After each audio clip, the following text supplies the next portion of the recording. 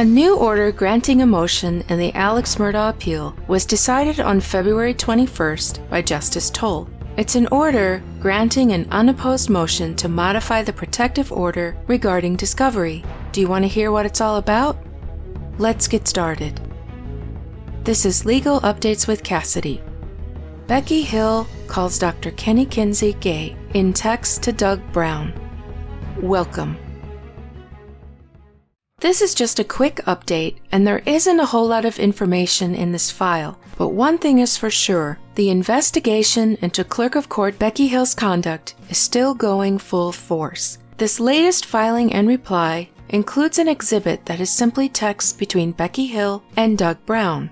This motion is in response to an in-camera hearing, so there aren't many details or much context here, only that a motion to modify the protective order filed on January the 3rd has been granted by Justice Toll. In her decision, she notes that disclosure of these documents will facilitate pre-suit negotiations between Alex and a third-party vendor, that these documents would be obtainable by subpoena, and that the state does not object, and so she hereby grants this order. So what's in these texts? They start out pretty benign. They are simply messages about equipment, sandwiches, etc. Doug mentions a beautiful brunette girl with a white sweater who turns out to be Jay Bender's wife, but no harm here, just complimenting her beauty. Then we get to the bottom of page 2, where Becky hears that Doug might be leaving the trial, and Doug answers by saying, "Good morning. They are running out of money, and they're trying to renegotiate, and they can't do that in the middle of trial. I'll be there today, but not sure what will happen by the end of the... It's ridiculous, and I'll talk to you when I get there about it." She responds, "Running out of money? Well maybe, if they weren't paying so much for the Garden of Eden." This Eden that she mentions is the place that defense stayed for the duration of the trial, as we see here in the pictures from their website.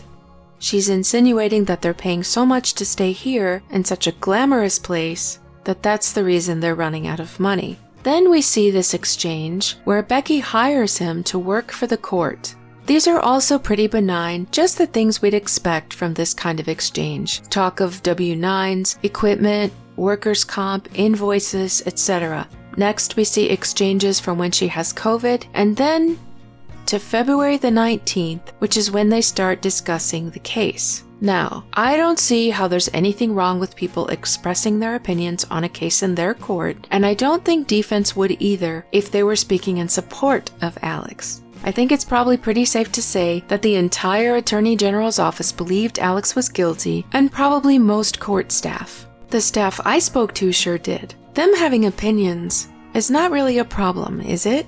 And they're free to share those opinions with each other. But let's go on. Becky writes to him, "Can you believe he's going to take the stand?" Doug responds, "Right? Of course, he's used to being the center of attention and talking his way out of things. Get ready for another week now. It's going to be a lot longer now." Now to clarify, this is Doug speaking to Becky. We'll see why this is so bad in just a little bit. There's some normal court stuff about a bottle of water. Then we get to the part that made me so angry. Out of the blue, Becky texts, "If you look up Kenny Kinsey, see on Facebook, you will notice his wife and children. Now I know gay men can be married and have children, but just saying." And then she adds, "A really nice, smart, down-to-earth guy." To which Doug responds with 2 laughing emojis. "Oh, I'm sure he just has a very feminine voice," with a little emoji with a wink and the tongue sticking out. To which Becky responds, he. "Oh, aren't you guys funny? What are we, 12? This is inexcusable. Calling a married man with children gay is just way out of line. And now this is out there for his wife and children and the whole world to see. It's really just unbelievable. Does it affect the case? No. But it says a lot about Becky, and I am not impressed." Moving on, we have a link to a Facebook video. And here's the surprise. It's none other than Doug Browne. Listen to how he's introduced and how he represents himself. So, Doug. Introduce him. Member of the defense team right now. Yes. We appreciate you joining us right now. Technician. Yeah, trial technician. We appreciate you joining us today. to. The jury is charged with this at 3:36 this afternoon. You're huddling up with the defense team, Harpoot, Lane, and Griffin. What are you thinking? What are you talking about at that moment? I mean, at that point, it's strangely like, almost like election night. The polls are closed and you're waiting to see how you did. Can we just remember for a minute that this guy's a tech and probably not authorized to speak on behalf of the defense? And also the way he walked up and was standing around waiting for them to talk to him. I mean, what is this guy's deal? You gave it your best effort. You did everything that you felt that you could. Obviously, some of the motions and things didn't really go our way throughout the whole thing. So there was always that, we're constantly getting ruled against and that kind of a feeling with it. But we were still holding out hope that we put up enough of a defense that, everything was going to turn out. Oh, Doug. We put up a defense, our motions. Talk about that. You just mentioned about all these motions and things that were ruled against the defense. Obviously, we heard them ask for a mistrial after this verdict came in. I mean, your prediction, you have to assume they're going to at least ask for an appeal. I mean, what does this process look like for the defense? Yes, this is going to just go into appeals mode and all that. Appeals mode and all that. Several ways you want to appeal what happened inside that courtroom over the last 5.5 weeks. Definitely, and I believe there are a lot of grounds for it. Congratulations. You've now become part of those grounds that defense are seeking.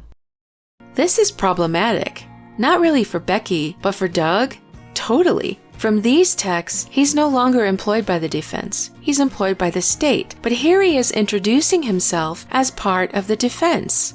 Is he employed by both? Was he not really let go by the defense? Who knows? But this is very strange indeed. And I just have to ask myself, what is wrong with these people? Why were so many of these people just misbehaving in their positions? Legally speaking, however, even though this is not a good situation, we have no reason to believe that this affected the verdict in any way, and this is a defense problem. It's one of their own gone wayward. From what I understand, he was simply the AV guy, not an actual member of the team. So again, I don't even know how serious this is. But it is a defense problem, not a court problem. This is someone they brought to court. Now, I wasn't able to open this next link. It was a Facebook story that seems to be expired or deleted, but from what we see, it seems that they thought it might be a better explanation for something to do with the murder. Now, this is after the trial, so it's really of no matter, but it's here, so I did want to mention it. Now we get to the part that I think the defense is the most interested in. Long after the trial, June 3rd, so most likely for her book, she asks Doug some questions. She says, if you can tell me if you know Alex's involvement in writing the closing argument himself, or did Jim help? One more, did the Murdaugh family come out to Eden and visit any? Did you hear any convos?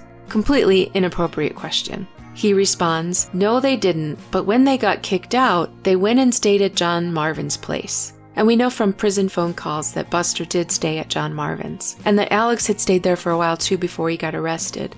He goes on, I do know that every night Alex called for a meeting with the defense team, but I was asked to leave for those since it was attorney-client privilege. And that's the end of the exhibit. Now, this is a Doug Browne problem. This man was originally hired by the defense. She asked, which was inappropriate, but it was his duty to refuse to answer. So that leaves us with the question of who are they after in this latest search? And how does any of this affect the verdict or possible claim for an appeal? Yes, this is inappropriate, but does it affect Alex's chances for a new trial? Legally speaking, no. It seems that one of their own agents acted in bad faith, but I don't see how they plan to tie this in to a possible claim for an appeal. This was someone that they hired, and his actions are the ones that wronged the defense. On the other hand, we've gotten a glimpse at a not-so-sweet Becky Hill here, and I'm sure there's going to be a lot more to come, and as it's filed in court, I'll be here sharing it with you, as always. This is Cassidy O'Connell saying stay well and stay tuned.